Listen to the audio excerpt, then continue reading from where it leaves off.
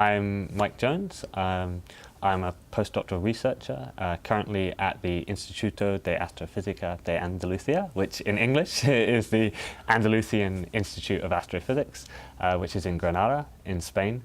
And I'm currently visiting Claire Dobbs at Exeter. I study galaxies in the nearby universe, where nearby I mean within about 1 billion light years. The distance light travels in a billion years, so within 1 billion light years of the Milky Way. And specifically I look at atomic hydrogen, so the hydrogen gas that's in those galaxies. And hydrogen gas emits in the radio, and it's a very, very weak signal, but a galaxy has an awful lot of hydrogen in it, and we use very, very large telescopes to collect that information. And I look at how that gas varies with a galaxy's environment, so how many galaxies are around, whether it's in a void separated from other galaxies, or whether it's near a cluster. And so I try to understand how that varies with the environment of a galaxy. And then you can start to ask questions of what's a property that's intrinsic, the nature of a galaxy, and what's a property that's nurture, something that's happened to it due to interactions. I'm visiting Exeter at the moment, mainly to work with Claire Dobbs, because she has simulations of spiral galaxies, and her simulations are of galaxies that are perfectly isolated, because they're in a simulation, so you can control the environment of the galaxy. One of the projects that I'm working on is called the Amiga project, which looks at isolated galaxies, real isolated galaxies in the nearby universe. Our galaxies are some of the most symmetrical galaxies. So if you think, you've probably seen pictures of spiral galaxies that have these nice spiral arms, and our galaxies are some of the most symmetric ones. See, no real galaxy is entirely isolated. There's always some other little dwarf galaxy or something else that's around.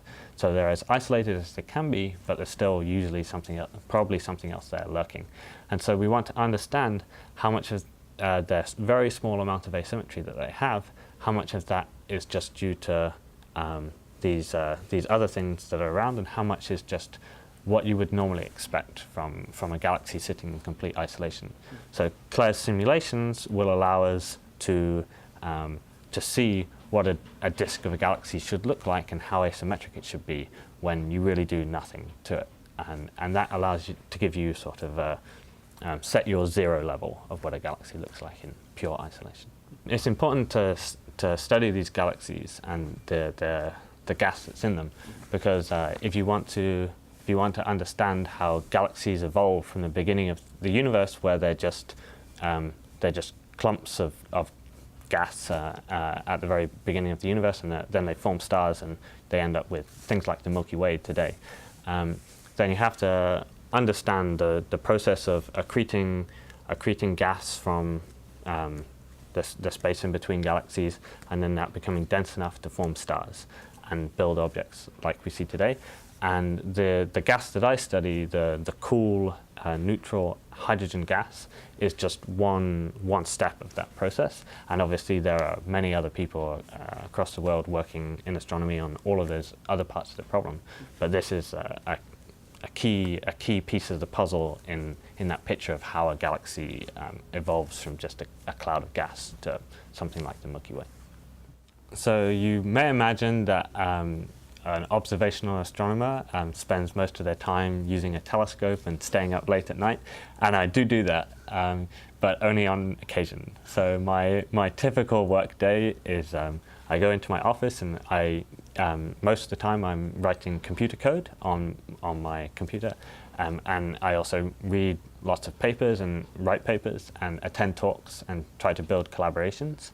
On the occasions that I do observe with a telescope, typically these days you can do this remotely over the internet, but sometimes we get to visit the telescopes.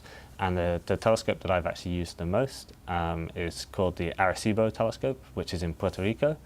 And this is very much like a satellite dish you might have on the side of your house to get satellite TV, except that it's 300 meters across. So if you walk around this thing, it's 1 kilometer. So it's really an enormous structure. And we need that because, as I said, the signal from these galaxies is very, very faint. So you need an awfully large area to be sensitive enough to collect it. And then when you're there and you are observing, it is a case of staying up all night and making sure the telescope is doing what it's supposed to do. A big project that's upcoming for all of radio astronomy, but is also particularly relevant to my field in what's called H1 astronomy, or it's hydrogen gas, is something called the Square Kilometre Array, or the SKA.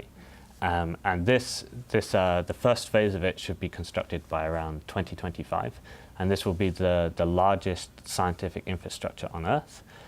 So it's a telescope that's being constructed both in South Africa and in Western Australia.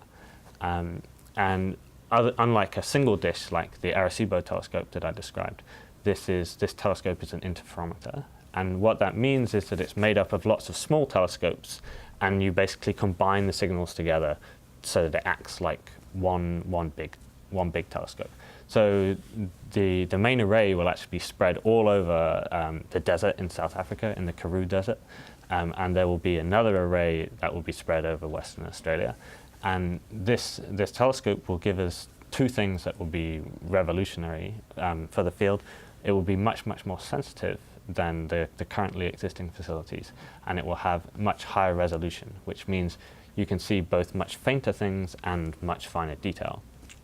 And specifically for my field, that means that at the moment we can only really detect galaxies that are in sort of the local universe, and this will be able to expand, so you can see many more galaxies across a much larger fraction of the universe.